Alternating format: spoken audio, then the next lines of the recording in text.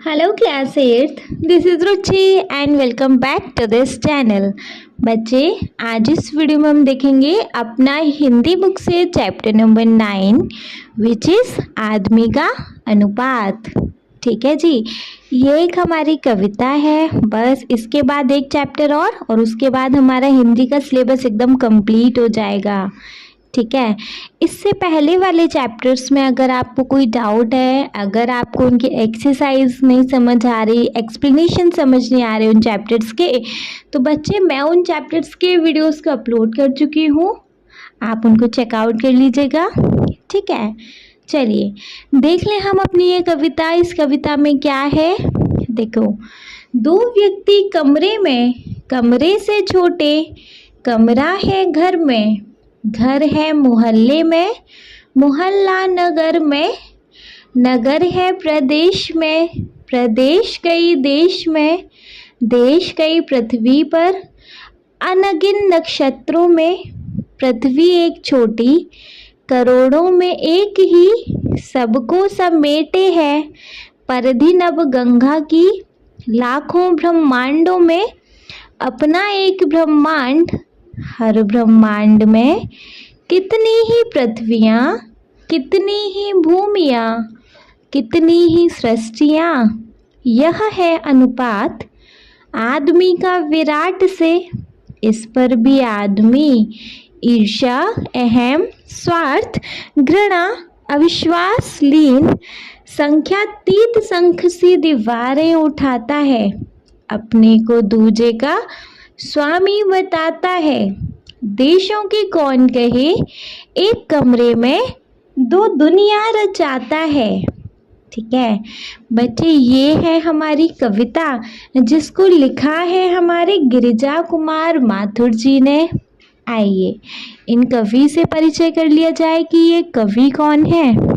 देखो, गिरिजा कुमार माथुर का जन्म मध्य प्रदेश के अशोकनगर जनपद में हुआ था। गिरिजा कुमार माथुर जी का जन्म कहाँ हुआ था? मध्य प्रदेश के अशोकनगर जनपद में हुआ था। उनके पिता देवीचरण माथुर भी कविताएं लिखते थे। ये अकेले कविता नहीं लिखते थे, इनके पिता देवीचरण माथुर भी कविताएं लिखते थे। गिरिजा कुमार माथुर आकाशवाणी में कई महत्वपूर्ण पदों पर रहे। गिरिजा कुमार माथुर आकाशवाणी में कई महत्वपूर्ण पदों पर रहे। कविताओं के अतिरिक्त उन्होंने कई नाटक, गीत, कहानी और निबंध भी लिखे।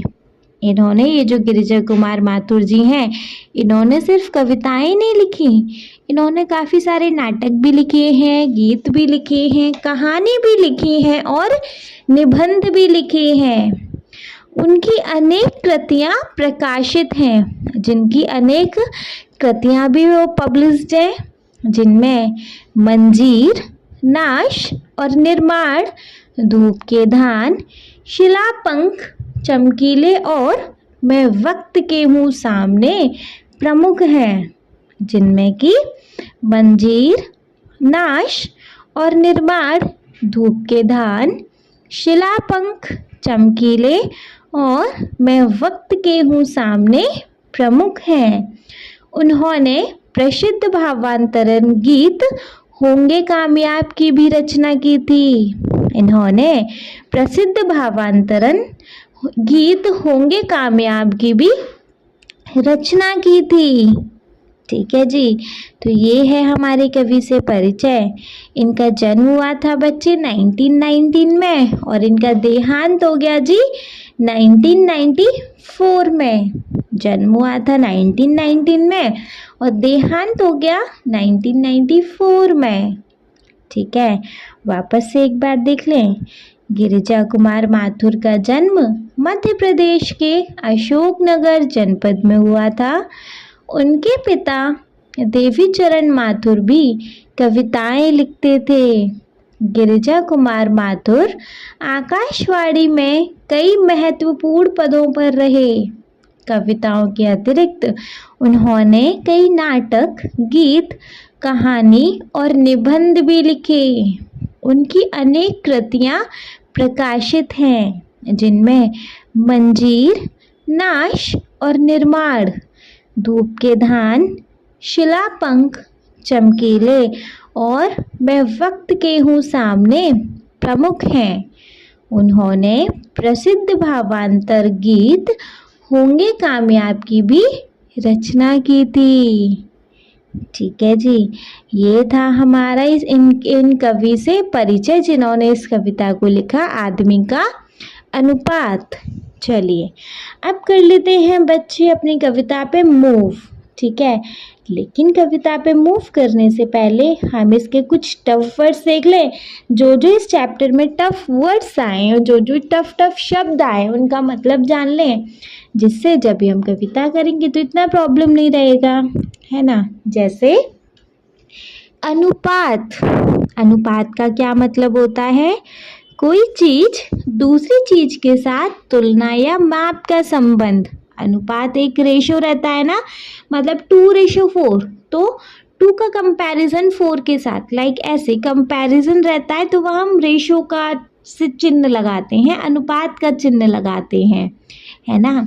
तो अनुपात कोई चीज दूसरी चीज के साथ तुलना या माप का संबंध। नेक्स्ट है कमरा।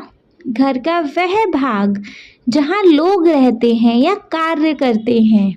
घर का वह भाग जहाँ लोग रहते हैं या कार्य करते हैं। मोहल्ला किसी शहर या नगर का एक हिस्सा जहाँ लोग रहते हैं। मोहल्ला किसी शहर या नगर का एक हिस्सा जहाँ लोग रहते हैं। नगर बड़ा शहर। प्रदेश बड़ा इलाका या राज्य। देश एक क्षेत्र जिसकी अपनी शासन और सीमाएं होती हैं। देश एक क्षेत्र जिसकी अपनी शासन और सीमाएं होती हैं। पृथ्वी हमारा ग्रह जिस पर हम रहते हैं। पृथ्वी हमारा ग्रह जिस पर हम रहते हैं। नक्षत्र आकाश में चमकने वाले तारे या तारामंडल। नक्षत्र आकाश में चमकने वाले तारे या तारामंडल। परिधि सीमा या घेरा। नभ आकाश या आकाशगंगा। नभ आकाश या आकाशगंगा। गंगा भारत की प्रसिद्ध नदी। यहाँ इसका उपयोग विशालता और सीमा के अर्थ में हुआ है। गंगा भारत की प्रसिद्ध नदी, यहाँ इसका उपयोग विशालता और सीमा के अर्थ में हुआ है। ब्रह्मांड जिसमें कई आकाशगंगा और ग्रह शामिल हैं। ब्रह्मांड जिसमें कई आकाशगंगा और ग्रह शामिल हैं। नेक्स्ट का आ गया विराट, बहुत बड़ा या विशाल। ईर्ष्या दूसरों की उपलब्धियों या खुशियों से जलना। ईर्ष्या दूसरों की उपलब्धियों या खुशियों से जलना। अहम आत्मगौरव या अहंकार। आत्मगौरव या अहंकार। स्वार्थ केवल अपने हित की चिंता। केवल अपने हित की चिंता। घृणा नफरत या दुश्मनी। घृणा नफरत या दुश्मनी। अविश्वास भरोसे का अभाव। अविश्वास भरोसे का अभाव। संख्यातीत इतनी संख्या जिनमें गिनती मुश्किल हो। इतनी संख्या जिनमें गिनती मुश्किल हो। शंख एक प्रकार का समुद्री शंख जो दीवार के रूप में इस्तेमाल किया गया है। एक प्रकार का समुद्री शंख जो दीवार के रूप में इस्तेमाल किया गया है। दूजा मतलब दूसरा।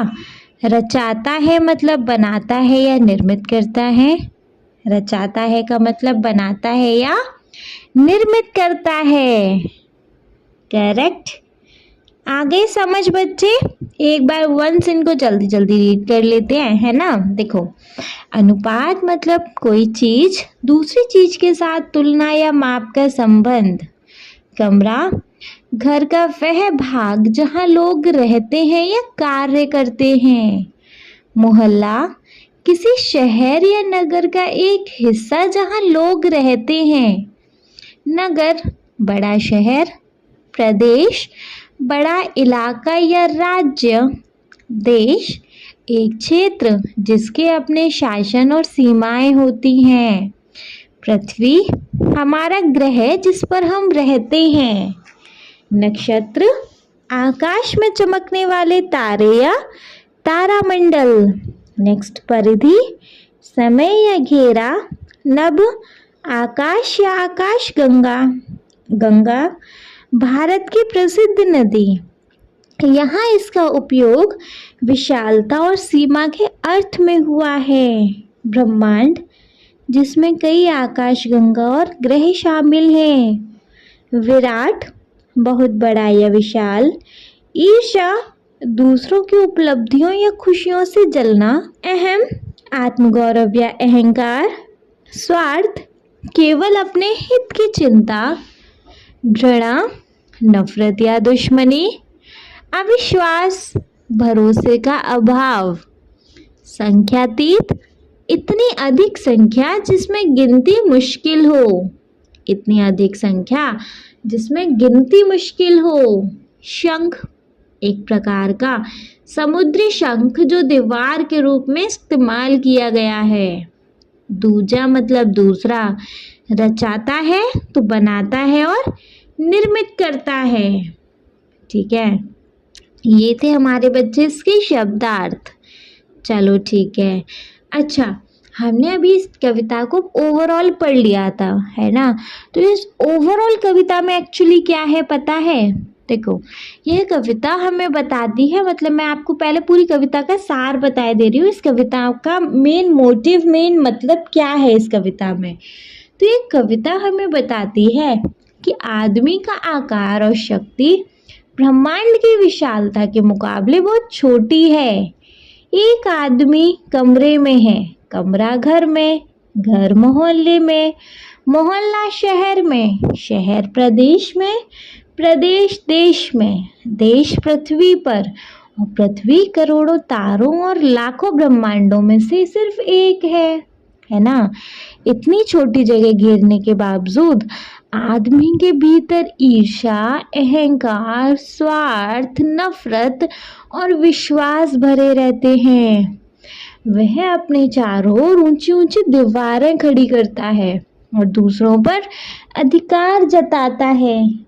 तो कवि यह बताना चाहता है कि जब ब्रह्मांड इतना विशाल और हम इतने छोटे हैं, तो हमें झगड़े और विभाजन की जगह मिलजुल कर रहना चाहिए, है कि नहीं, है ना।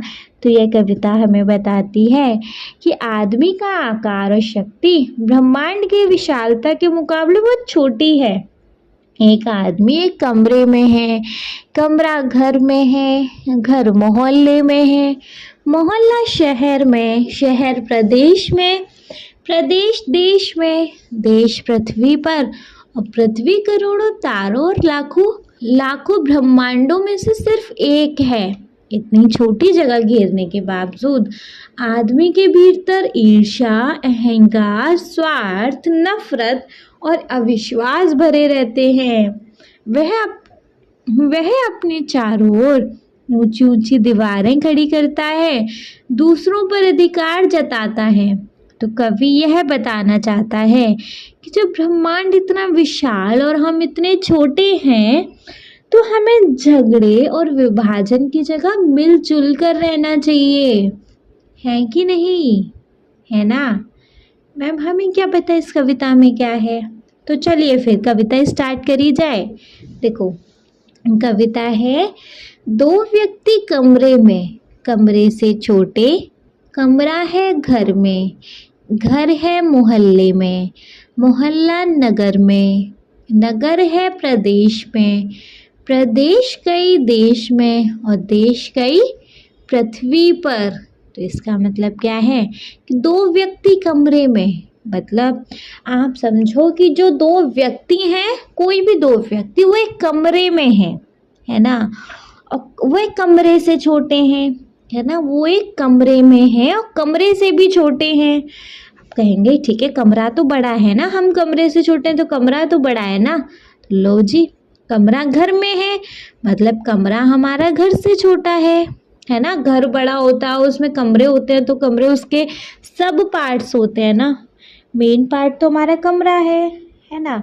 तो कमरा है घर में, घर बड़ा हो गया, ठीक है, घर तो बड़ा है। घर है मोहल्ले में, अब घर से बड़ा मोहल्ला हो गया, है ना।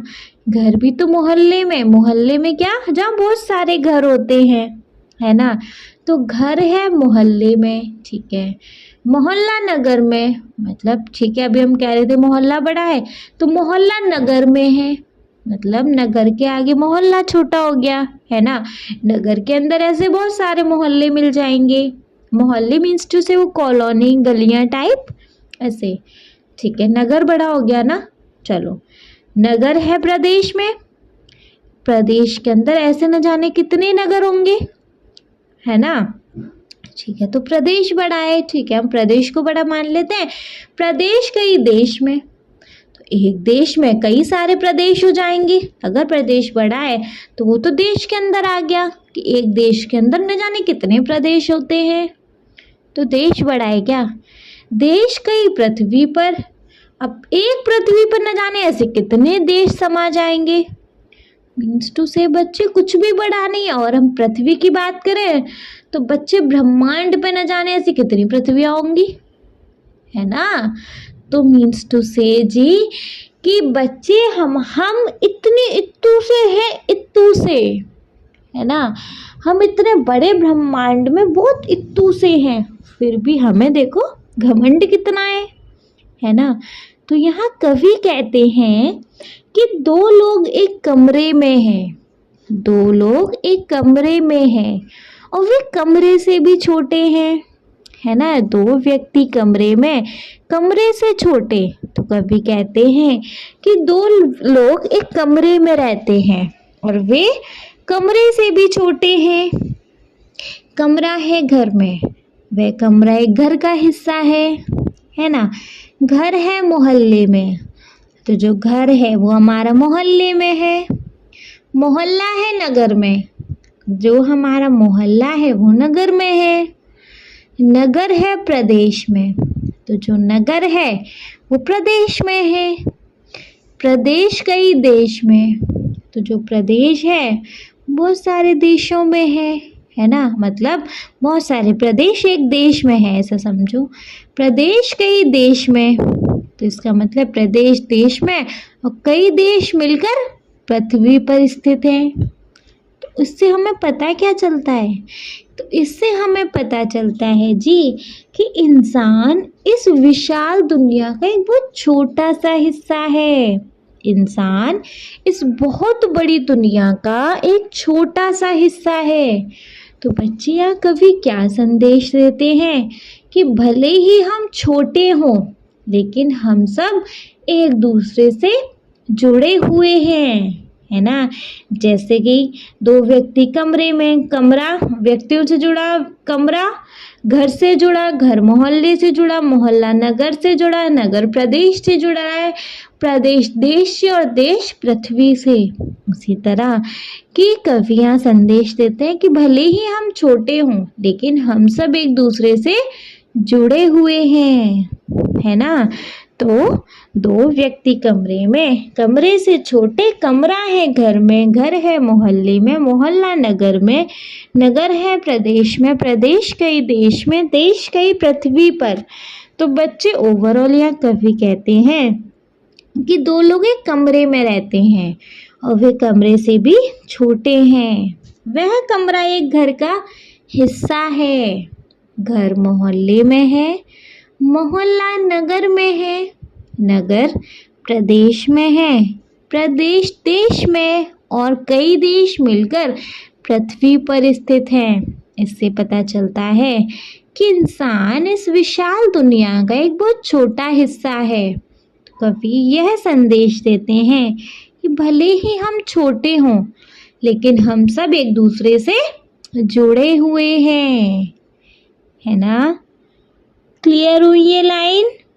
इन लाइंस में जी किसी को कोई डाउट है तो फिर हमारा कमेंट सेक्शन बना हुआ है, कमेंट सेक्शन में कमेंट ड्रॉप करिएगा कि मैम डाउट है या नहीं है। ठीक है, हम डाउट्स क्लियर करेंगे आपके। चलिए, नेक्स्ट वी हैव अनगिन नक्षत्रों में पृथ्वी एक छोटी, करोड़ों में एक ही सबको समेटे है। परिधि नभ गंगा की, लाखों ब्रह्मांडों में अपना एक ब्रह्मांड, हर ब्रह्मांड में कितनी ही पृथ्वियाँ, कितनी ही भूमियाँ, कितनी ही सृष्टियाँ, यह है अनुपात। अच्छा, देख लेते हैं। चलो, अनगिन नक्षत्रों में, अनगिन बच्चे क्या, अनगिन क्या, अनगिनत, अनगिन क्या, अनगिनत, है ना। नक्षत्र क्या होता है बच्चे, अभी हमने शब्दार्थ में देखा था, आकाश में चमकने वाले तारे या तारेमंडल से बनके क्या बनता है जी, नक्षत्र बनता है। पृथ्वी एक छोटी, करोड़ों में एक ही सबको समेटे है, मतलब कि अनगिन नक्षत्रों में, यहाँ पे अनगिनत नक्षत्रों में, मतलब कि अनगिनत तारों में हमारी जो पृथ्वी है, पृथ्वी एक छोटी, हमारी जो पृथ्वी है वो छोटी है, करोड़ों में एक ही, मतलब करोड़ों में जैसे एक, करोड़ों में जैसे एक बिंदु, है ना, सबको समेटे हैं, लेकिन वो फिर भी अपने अंदर सबको समेटे हुए है ना। अनगिन नक्षत्रों में पृथ्वी एक छोटी, करोड़ों में एक ही सबको समेटे है। मतलब यहाँ कवि बताते हैं कि अनगिनत तारों और ग्रहों में हमारी पृथ्वी बहुत छोटी है। इतने बड़े बड़े अनगिनत तारे और ग्रहों के बीच में हमारी जो पृथ्वी है वो छोटी है, जैसे कि करोड़ों में एक बिंदु, जैसे कि करोड़ों में एक बिंदु, लेकिन वे फिर भी सबको समेटे है, सबको वो एक साथ रखे हुई है।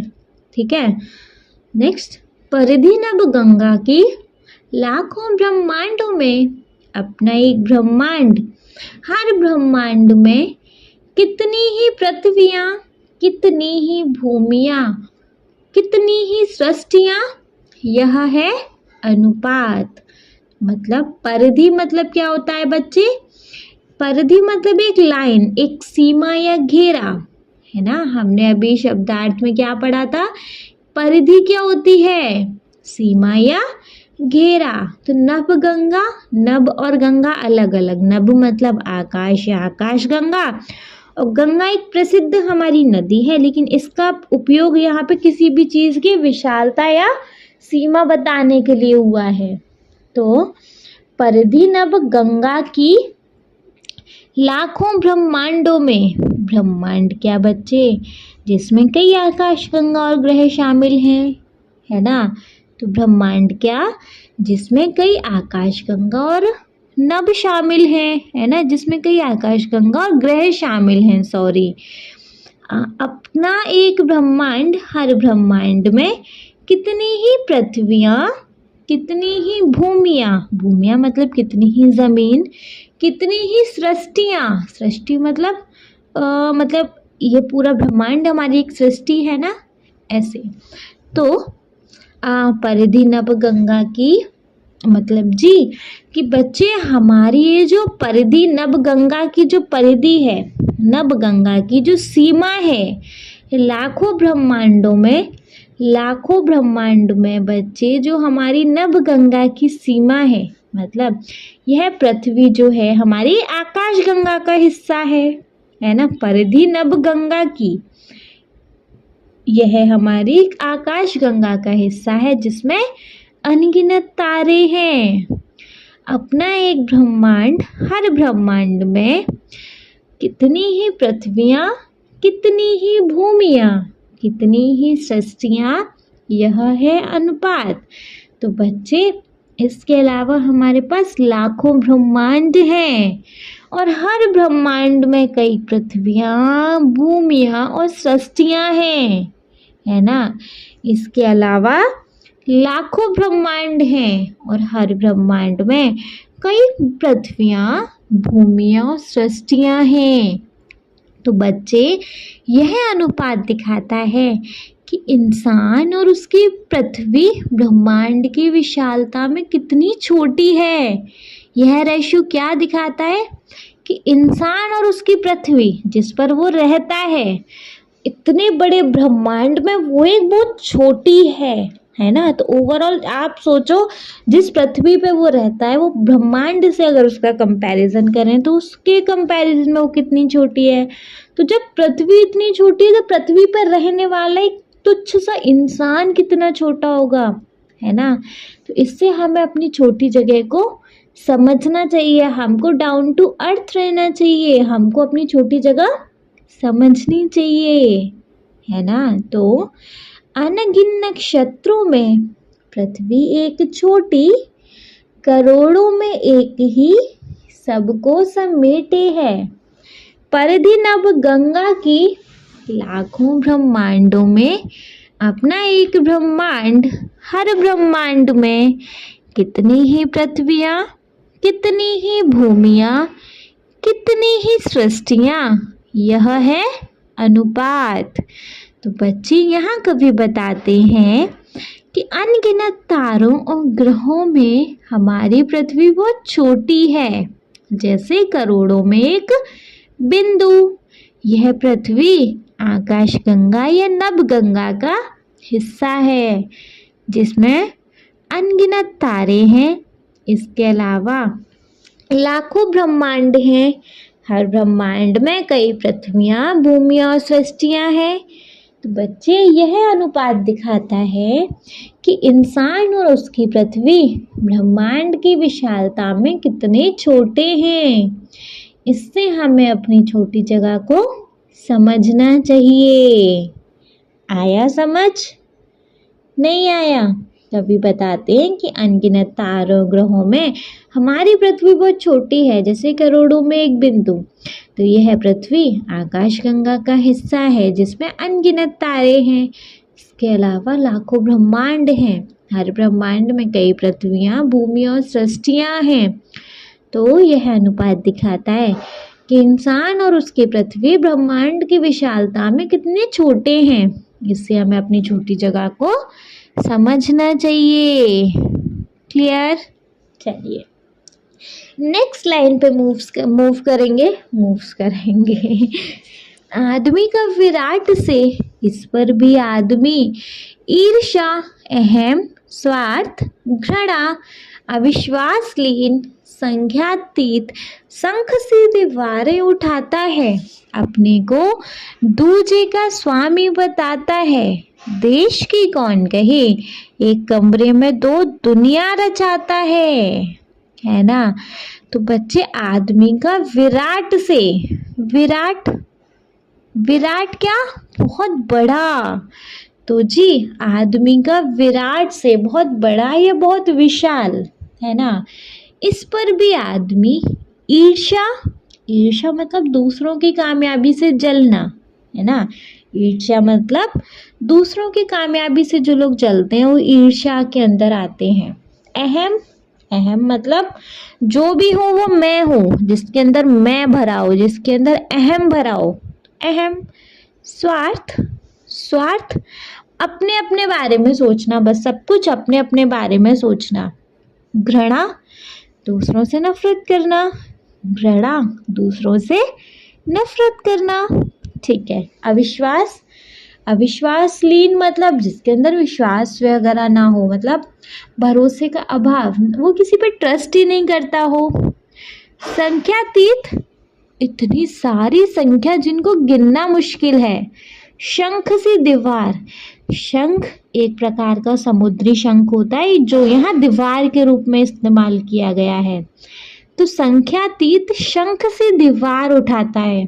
शंख एकदम टाइट होता है ना, हार्ड होता है ना, सेम वैसे ही ऐसी न जाने कितनी अनगिनत दीवारें उठा रखी हैं टाइप, अपने को दूजे का, दूसरा कोई किसी और के बारे में जो बात होती है। स्वामी मालिक, है ना, स्वामी मतलब मालिक, ठीक है। और देश की कौन गए, एक कमरे में दो दुनिया रचाता है मतलब दो दुनिया बनाता है, ऐसे, ठीक है। चलो देखेंगे आदमी का विराट से इस पर भी आदमी ईर्ष्या, अहम, स्वार्थ, घृणा, विश्वासलीन, संख्यातीत, शंख सी दीवारें उठाता है, अपने को दूजे का स्वामी बताता है, देश की कौन कहे, एक कमरे में दो दुनिया रचाता है। मतलब है बच्चे इसका कि आदमी का विराट से, इस पर भी आदमी का विराट से, मतलब इतने बड़े इतने विशाल ब्रह्मांड में आदमी छोटा सा है ना। इस पर भी आदमी, इसके बाद भी आदमी, इसके बावजूद भी आदमी, उसको पता है कि वो इतने विराट से ब्रह्मांड का एक छोटा सा हिस्सा है। इस पर भी जो आदमी है ईर्ष्या, मतलब लोगों से जलना कम नहीं करता लोगों की कामयाबी से, उसके अंदर फिर भी मैं भरा हुआ है, इतना अहम भरा हुआ है। स्वार्थ, अपने अपने बारे में सोचता है आदमी। घृणा, नफरत करने का उसके अंदर ये टैलेंट भरा हुआ है। अविश्वासलीन, और वो किसी पे जल्दी विश्वास नहीं करता। ऐसी न जाने कितनी अनगिनत उसने शंख जैसी दीवारें उठा रखी हैं, दीवारें बना रखी हैं, ईर्ष्या की, अहम की, स्वार्थ की, घृणा की, अविश्वास की, है ना। फिर भी क्या करता है, अपने को दूजे का स्वामी बताता है। मतलब अपने को हर दूसरे इंसान का स्वामी बताता है कि भैया मैं इसका मालिक हूँ, सारे लोग मेरे इर्द गिर्द काम करें, मैं मालिक हूँ हर दूसरे इंसान का। देश की कौन कहे, चलो देश तो बहुत दूर की बात है, देश की तो हम बाद में कहेंगे। वो जैसे देश में दुनिया नहीं बनाता, वो एक कमरे में दो दुनिया रचाता है। वो एक कमरे को ही अपनी दुनिया बना लेता है, तो उसकी दो दुनिया हो गई, एक बाहर की दुनिया और एक जो कमरे में उसने जो दुनिया बनाई है वो दुनिया, है ना। तो बच्चे कवि कहते हैं कि इतने विशाल ब्रह्मांड में छोटा सा होने के बावजूद भी इंसान के भीतर ईर्ष्या, घमंड, स्वार्थ, नफरत और अविश्वास भरे हुए हैं। वह अपने चारों ओर परत दर परत दीवारें खड़ी करता है। वह मानो दूसरों से अलग और बड़ा है। वह खुद को दूसरों का मालिक समझता है। देशों के बीच तो दूरी रखता ही है, पर एक छोटे से कमरे में भी अपनी अलग अलग दुनिया बना लेता है। कवि हमें समझाते हैं कि इंसान को घमंड और झगड़े छोड़कर मिलजुल कर रहना चाहिए, है ना।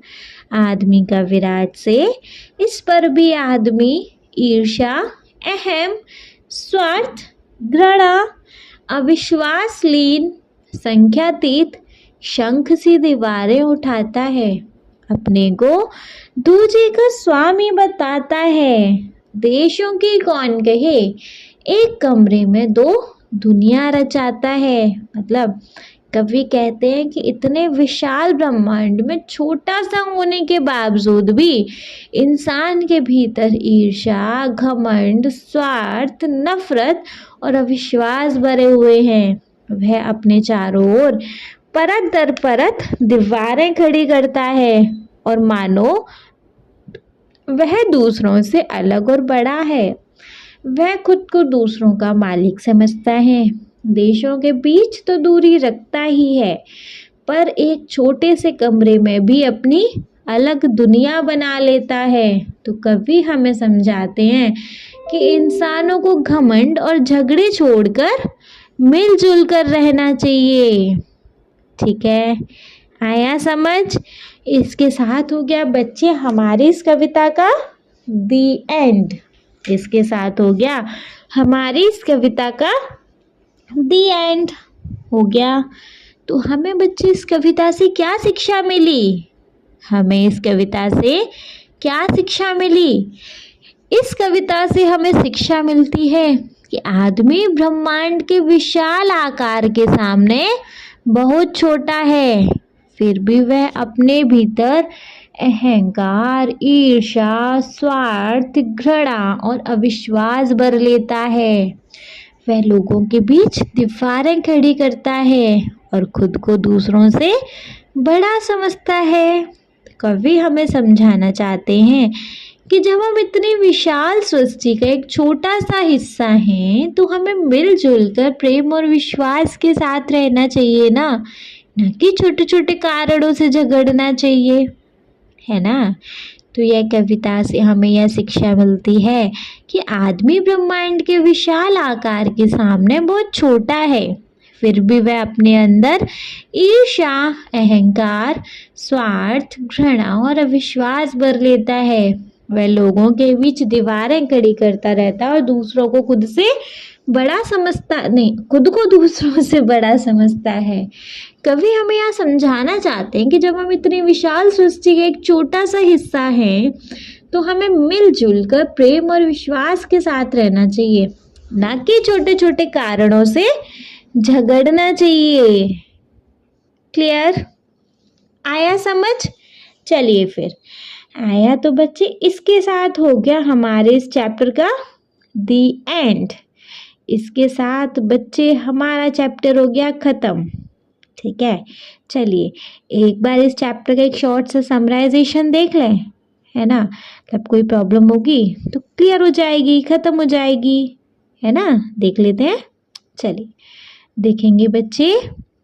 सबसे पहले हमारा चैप्टर है, कहाँ से स्टार्ट है, दो व्यक्ति कमरे में, कमरे से छोटे, कमरा है घर में, घर है मोहल्ले में, मोहल्ला नगर में, नगर है प्रदेश में, प्रदेश कई देश में, देश कई पृथ्वी पर, अनगिन नक्षत्रों में, पृथ्वी एक छोटी, करोड़ों में एक ही, सबको समेटे है, परिधि नभ गंगा की, लाखों ब्रह्मांडों में अपना एक ब्रह्मांड, हर ब्रह्मांड में कितनी ही पृथ्वियाँ, कितनी ही सृष्टियाँ, यहाँ है अनुपात आदमी का विराट से, इस पर भी आदमी ईर्ष्या, अहम, स्वार्थ, घृणा, अविश्वास लीन, संख्यातीत, शंख सी दीवारें उठाता है, अपने को दूजे का स्वामी बताता है, देश की कौन कही, एक कमरे में दो दुनिया रचाता है। ये कविता लिखी हमारे गिरिजा कुमार माथुर जी ने। और इस चैप्टर में बच्चे हमारे बहुत सारे शब्द भी आए तो उनको भी एक बार रिवाइज करेंगे। जैसे अनुपात, मतलब कोई चीज़ दूसरी चीज़ के साथ, मतलब दूसरी चीज़ के साथ तुलना या माप का संबंध। कमरा, घर का वह भाग जहाँ लोग रहते हैं या कार्य करते हैं। कमरा, घर का वह भाग जहाँ लोग रहते हैं या कार्य करते हैं। मोहल्ला, किसी शहर या नगर का एक हिस्सा जहाँ लोग रहते हैं। मोहल्ला, किसी शहर या नगर का एक हिस्सा जहाँ लोग रहते हैं। नगर, बड़ा शहर।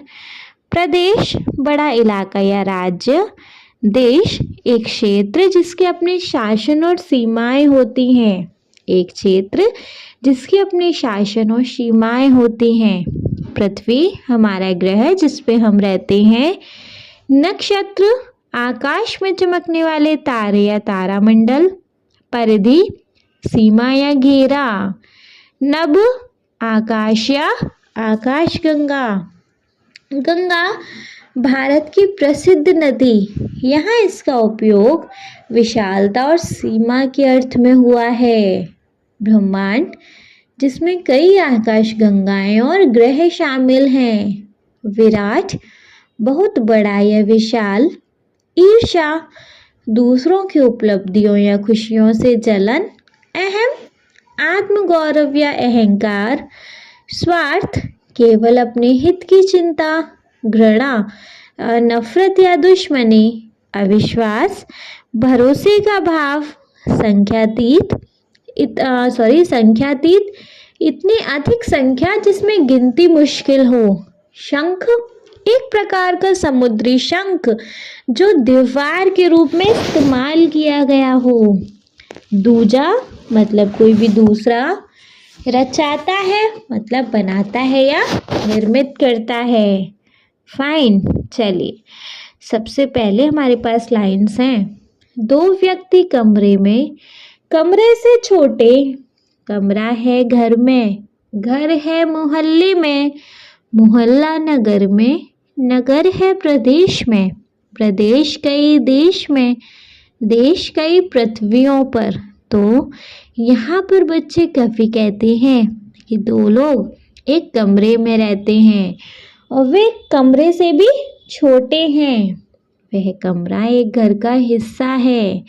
घर मोहल्ले में है, मोहल्ला नगर में है, नगर प्रदेश में है, प्रदेश कई देश में और कई देश मिलकर पृथ्वी पर स्थित है।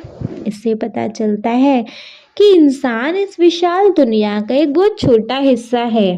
तो कवि यह संदेश देते हैं कि भले ही हम छोटे हों, लेकिन हम सब एक दूसरे से जुड़े हुए हैं। ठीक है, नेक्स्ट लाइन्स हैं। अनगिन नक्षत्रों में पृथ्वी एक छोटी, करोड़ों में एक ही सबको समेटे है। परिधि नभ गंगा की लाखों ब्रह्मांड में अपना एक ब्रह्मांड, हर ब्रह्मांड में कितनी ही पृथ्वियाँ, कितनी ही भूमियाँ, कितनी ही सृष्टियाँ, यह है अनुपात। तो बच्चे कवि बताते हैं कि अनगिनत तारों और ग्रहों में हमारी पृथ्वी बहुत छोटी है, जैसे करोड़ों में एक बिंदु। यह पृथ्वी आकाशगंगा मतलब नभ गंगा का हिस्सा है, जिसमें अनगिनत तारे हैं। इसके अलावा लाखों ब्रह्मांड हैं और हर ब्रह्मांड में कई पृथ्वियाँ, भूमियाँ और सृष्टियाँ हैं। तो यह अनुपात दिखाता है इंसान और उसके पृथ्वी ब्रह्मांड की विशालता में कितने छोटे हैं। इससे हमें अपनी छोटी जगह को समझना चाहिए। क्लियर? चलिए प्रसंग 3 पे मतलब इसके आगे की लाइंस को देखें। तो देखो, आदमी का विराट से इस पर भी आदमी ईर्ष्या, अहम, स्वार्थ, घृणा, विश्वासलीन, संख्यातीत संघर्षी दीवारें उठाता है, अपने को दूजे का स्वामी बताता है। देशों की कौन कहे, एक कमरे में दो दुनिया रचाता है। तो बच्चे यहाँ कवि कहते हैं कि इतने विशाल ब्रह्मांड में इतना छोटा सा होने के बावजूद इंसान के भीतर ईर्ष्या, घमंड, स्वार्थ और नफरत, अविश्वास भरे हुए हैं। वह अपने चारों ओर परत दर परत दीवारें खड़ी करता है, मानो वह दूसरों से अलग और बड़ा है। वह खुद को दूसरों का मालिक समझता है। देशों के बीच तो दूरी रखता ही है, पर एक छोटे से कमरे में भी अपनी दुनिया बना लेता है अलग।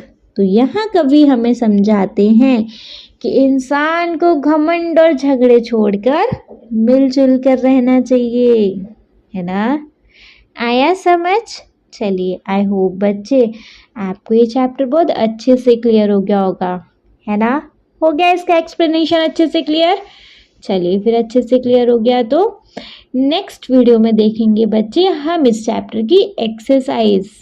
ओके जी, चलिए, थैंक यू सो मच।